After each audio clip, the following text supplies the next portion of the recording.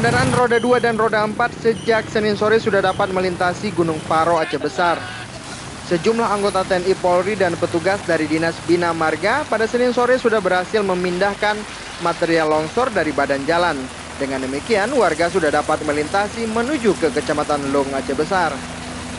Sejumlah tiang listrik dan pohon yang tumbang di atas badan jalan juga sudah berhasil dipindahkan. Beberapa titik longsor yang menyebabkan badan jalan patah kini sudah diperlebar. Petugas juga telah membangun posko di kaki Gunung Paro. Meski demikian, para pengguna jalan diminta berhati-hati karena masih terdapat badan jalan yang masih retak akibat tergerus longsor.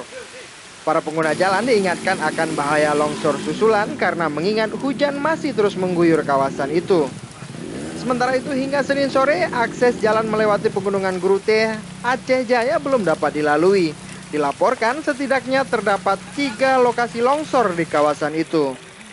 Dari Aceh Besar, Cek Abi, Raja Muda melaporkan untuk Aceh Video.